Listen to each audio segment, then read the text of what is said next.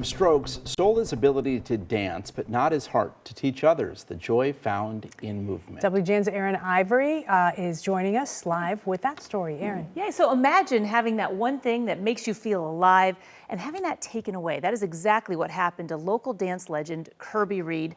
But this man wasn't about to let the sun go down on him without choreographing his best number to date.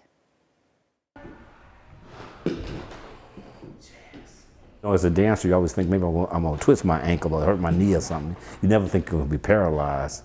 As a professional dancer and choreographer, steps always came easy for Kirby Reed. I felt alive and I felt free. But after a sudden series of strokes and 2 heart attacks, people don't understand the stroke messes with you mentally, physically, and emotionally and spiritually. I had to rebuild all those parts of myself. a life full of music and movement came to an abrupt halt in 2009 when Reed's entire left lower side was left unable to feel or move. I should have been over and done. Instead, he's here. Surprise! I'm a living testament to my journey.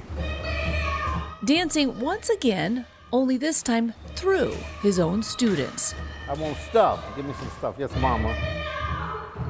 Right away, everyone was just so enthralled with his drive and his charisma and his story that, no, I can still do this. It doesn't matter that I can't do the movement. So if somebody's doing this, I could see the difference. Teaching up-and-coming dancers far more than just technique. All in there. I tell the dancers, don't dance from here, you have to dance from here. And it makes a big difference how you approach movement. You don't have to be the best dancer in the world, but if you're genuine in your movement, it will come across. So dancing with Kirby is really one of the most unique experiences you can get as a dancer. Never whether or not you can get the step on the first time. It's about knowing that you're putting emotion into what you're doing. When I make that connection with a dancer and they can see that I see them, I love it when they're free and that they're not, they out of their heads. I'm seeing everybody's personality. Dear friend and fellow dancer Amy Giordano knew Reed had so much more to offer beyond his own legs. So you take Kirby's story and you say, yeah, your body might be a little sore right now, but think of what I do just to get on my clothes every day.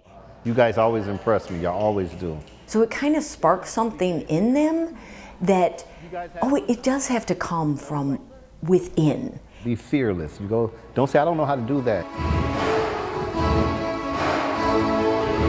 Teaching moves is one thing. Teaching how to convey heart and emotion can only be taught by those who've lived it. They're speaking for me, actually. And I explain to them when I'm working with them, you guys are doing what I'm not able to do anymore. This last year, Reed choreographed a special piece for the graduating seniors to Don't Let the Sun Go Down on Me.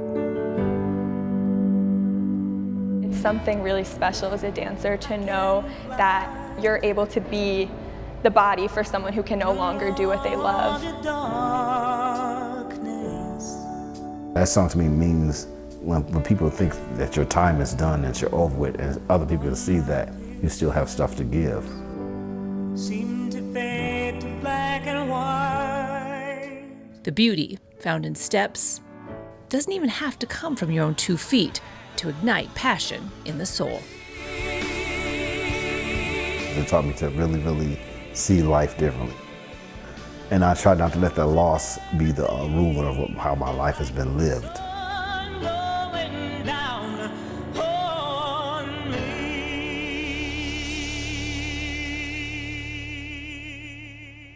Such an inspirational story. So if you want to get a glimpse of some of Reed's choreography and the dancers he works with, that will happen tomorrow at the Gus 70th Anniversary Dance Showcase. So I'm going to post a link with ticket information and more on the Gus Legacy Foundation that these performances help support, and they make dance accessible to anyone who wants to, whether you're a young dancer or a young adult. So it's a good cause too. All right, beautiful show. Okay.